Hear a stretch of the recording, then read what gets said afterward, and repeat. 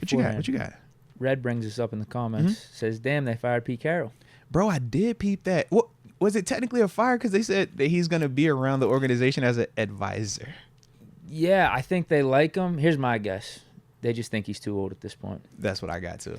They're just thinking, why don't we start up the new era now, sooner rather than later, Yeah. as opposed to keeping Pete around for another year or two. Yeah.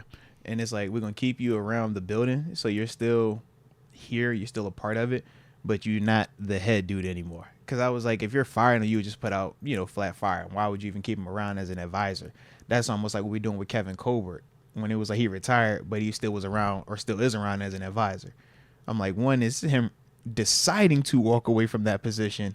It's a difference when you've been the head guy and now I'm going to appoint you as advisor, no longer head man.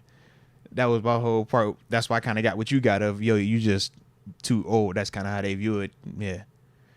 I don't know. Do you agree with it? I don't personally agree with it, bro. I would have kept him around for as long as he wants to coach. As long as you're still putting out winning records and are competing for playoff spots, keep him around. The thing that I think was the difference of, when you're just talking Pete Carroll and Coach T this season, because both of these dudes had their situations where they were coming under fire. We found a way to get into this postseason, bro. They didn't. It came down to that game. Like, literally, think about it, bro. They beat the Cardinals. Seriously, man. To get that extra win they needed. They didn't get the help from the Packers, though. Because I'm like, if Pete Carroll and the Seahawks make that postseason, bro, he's still there. They not firing that man. But you don't make the postseason. Now you got a legitimate case of, we're going to move on, whatever reason it is. But even more so because now we can look and say, you did not actually make this postseason. They're crazy. I would agree, bro. You got a good thing. Stick with him until he wants to call it quits. Right. It goes back to my Coach T conversation, or my debate for him, where he's just a good coach. If he's available, if I'm a team out there, I would take a chance. Even though he is old, I'd take a chance on him. My question to you is this, very similar to what we saw happen in New England, right, where this year they're kind of saying, man, this will definitely be the case where they move on from Belichick, right? We still believe that Belichick's tenure there was great, historic, Hall of Fame catalyst, right? But these past couple of seasons, with the way that it's looked, they're like, it was justified in moving on. And since he was one of the people, a part of transitioning from Brady, even more so, let's get him out of here.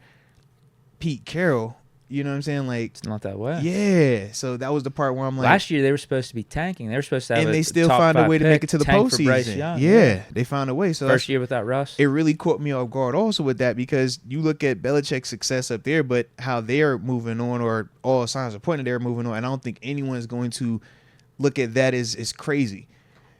Should Pete Carroll, at least to you, have gotten that same ability to kind of like really bottom out? Because this isn't bottoming out. He never has. That's what I'm saying. Like, this isn't bottoming out. But this is the convo that we had about Coach T also. Yeah. When we said that this wasn't bottoming out. Coach T still got another 15 years in him if he wants. Yeah. I get that's the difference between this with Carroll and 51 Tomlin. and one's 71. Yeah, or sure. 72. And that's why I think Seattle's moving on, is just due to his age. I don't know. They might be making a premature mistake here. And Belichick is not gone yet, but a lot of the reports are saying that that's what they're leaning towards. But yeah, we got Vrabel that they got, and Carroll got. Yeah, I think Vrabel's the hottest of all of them. Yeah, I'd go Harbaugh first. Well, if he makes the jump. If now that he won the Natty, he probably does make the jump.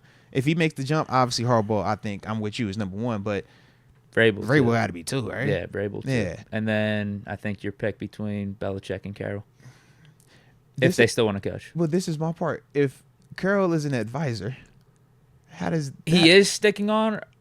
I read that in the announcement. Or Seattle just offering him the option. I read that all in the announcement where it was like, no longer the head man, but he will still be around as an advisor for the organization.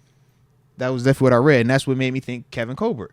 And then I was like, it can't be Kevin Colbert because Kevin Colbert retired and decided to take that position. Pete Carroll 2 weeks ago literally said, I still want to coach. Right. If they'll have me back, I still want to coach. So I know he don't want to just be an advisor, because he would have said it then when they asked him. He's still a young man. Yeah. He wants to still be And you talk to dudes that have played for him. Like I said, KJ Wright, he was one of the ones that just a week ago, bro. That's what he was like, man, still young, still relates, you still feel the energy. So when I think of how we talk about former players that play for Coach T, when we're like, bro, we still feel he got it. We still think he can relate to these guys. We still think he do all those things. I'm like, I take your word because And that's the interesting thing, too. I don't think Seattle's going down the tubes. They got a nice young defense. They got nice parts to their defense. Yeah. They need to retool. But they still got a good structure of a squad. The problem was when they were supposed to have a hard reset, Geno Smith played too good. And that threw off the expectations, bro. You never got a chance to fully bottom out. I don't know if they really needed to, though, because they got some of those Broncos picks. Yes, I would agree with you. But what I mean is this, in terms of the bottom out part, is Geno the guy? In terms of versus if you would have got you one of these young quarterbacks, that I think that part also is at play, but it's not a bad problem. But they ain't just missing out on Bryce Young, I'll tell you that. Right, hindsight's 20/20, right? Yeah. But I'm sure there was a faction at a point in time when they made the decision that they were going to roll with Geno, or Geno was winning more, and it was like, yeah, we're going to lose out on this. That debate came. I'm sure it was a Deke fan in Seattle that's like, or the Deke version of you in Seattle that's like, bro, I don't know if I want to rock with them when I could get this dude who I know, you know what I mean, he's coming off a natty, this and that type of stuff. Because at the time, Bryce Young's approval rating compared to Geno's were very different. Now, fast forward 12 months later, I think in Seattle, you're not tripping on Geno. I guess my question is, do you think they're still thinking that way? They shouldn't, because Geno made a Pro Bowl. I thought Geno played good this year. I would take People Geno look at Geno over. As limited though. I'd take Geno. I don't think he is. I think he's got the talent. Okay. But I would take Geno over every quarterback coming out right now outside of Caleb Williams, and they're not getting Caleb Williams. So what's Geno's ceiling to you? What he did his Pro Bowl year, and you could. I think you could go deep in the playoffs with that. Fair enough. What did you classify him then as? His Pro Bowl season, was he a top 5 quarterback that year? No, was he a top 10 quarterback that year? That season, you're borderline top 10. Yeah, you're borderline top 10. And the reason you're not top 10 is just based off the faith factor in Geno Smith. Right. Just like, is this the one season outlier? But that season, I bet you if we go back and rank him amongst all the quarterbacks, well that year. Yeah, 4,000 yards, 30 plus touchdowns. That's a top 10 season. Yeah, we could do the numbers thing. Tua led the league in passing yards this year. Does that mean he's a top 5 quarterback or the best quarterback? Nah, that's my only thing. So I'm like, does that have any type of inkling on it as well? Or in terms of just the overall of how they got to this decision? I don't think that it was a bad thing that Geno played well and that they won games. Right. But when you just looking back on how did it get here, that's just some of the stuff I'm just like, okay, would it have been different if the Drew Lock, Geno Smith did not work to that extent? You're saying they'd keep Carroll around for the rebuild? I think it might have been different because I don't think that you're as close to where you are right now. Right now, you're fringe playoff right now. So you really got to decide which way you're going with it. Thing. I don't either, bro. Part. But this the convo we was having here in Pittsburgh. Not at all. Especially with how young the Seahawks, they got a bunch of talent. And Deke, is that not the convo we've been having in Pittsburgh? That's the convo to an extent up until these last 3 games. Coach T has lost it. These dudes versus the old wave defensive mind versus we need young offensive mind. We need to be able to score. It's a different philosophy. Times have changed.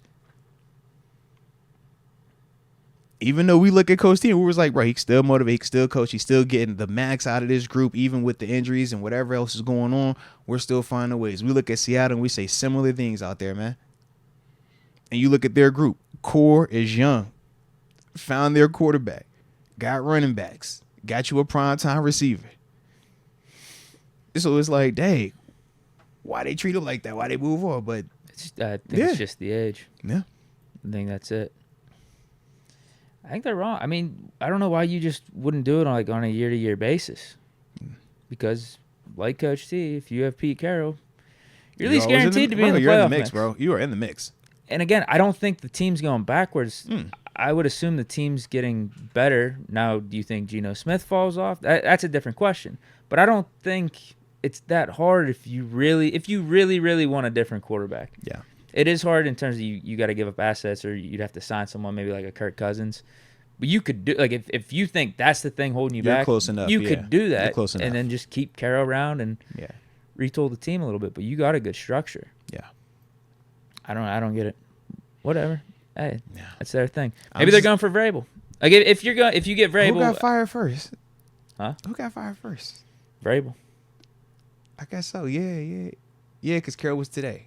Or at least I saw it today. So, yeah. If you get Vrabel, okay. I get it. That could be your guy for the next 10, 15.